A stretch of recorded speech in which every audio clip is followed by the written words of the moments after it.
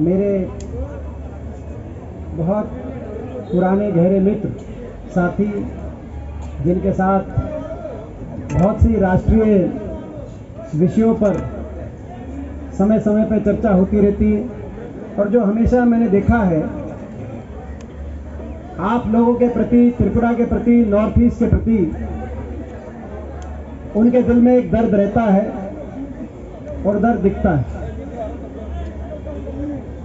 हमारे भाई प्रद्युत बर्मन जी,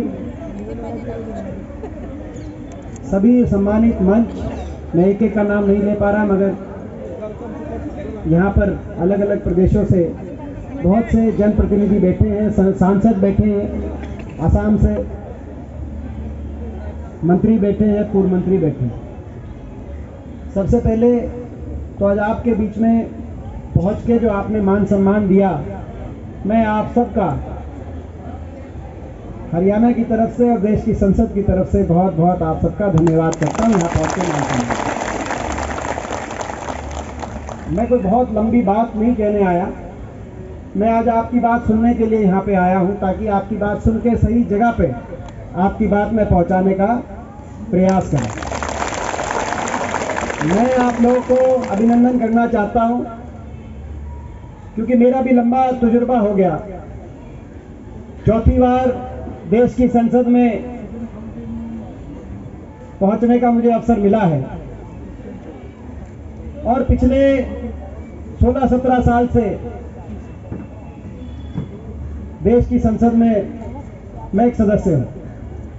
और जब सांसद होते हैं तो तमाम राष्ट्रीय आंदोलन, जंतर मंतर से लेकर रामलीला ग्राउंड तक, रामलीला ग्राउंड से लेकर दिल्ली के बॉर्डर तक, जो सिंगू टिकरी बॉर्डर पे आप देख रहे हैं किसान आंदोलन, उन आंदोलनों में जाने का भी अवसर मिलता है, आंदोलनकारियों से बातचीत का भी अवसर मिलता है, उनकी बात को, भावना को समझने का भी अवसर मिलता है।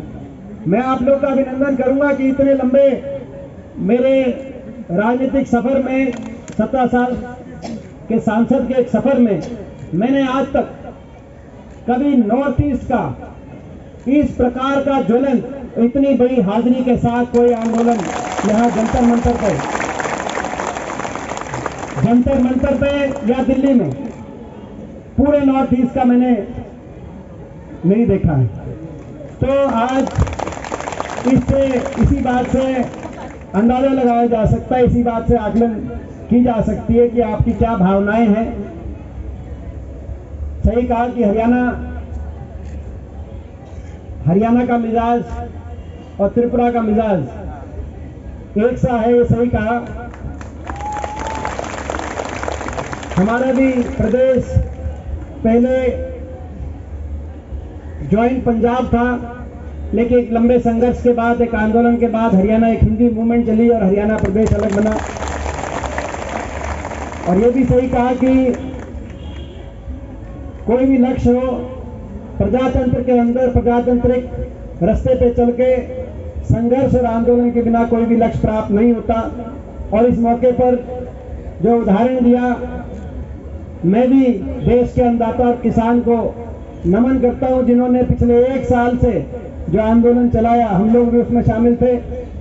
उस आंदोलन ने इतनी अहंकारी सरकार, दिल्ली की सरकार को झुकाने का काम किया, और 3 काले कानून कृषि के सरकार को वापस लेने पड़े।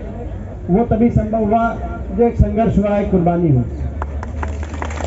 आप लोग भी कर रहे हैं।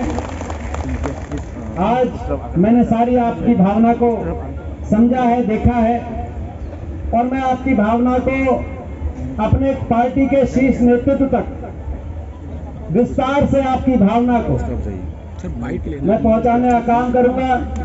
और मेरा प्रयास रहेगा, जैसी बात प्रद्युत जी के साथ बहुत पुराना एक नाता, एक रिश्ता है, ये संबंध बनाने और संबंध निभाने वाले व्यक्ति हैं। बहुत कम व्यक्ति राजनीतिक क्षेत्र में इस प्रकार से होते हैं, जो दिल से सम्मान एक दूसरे का करना और संबंध को निभाना जानते हैं।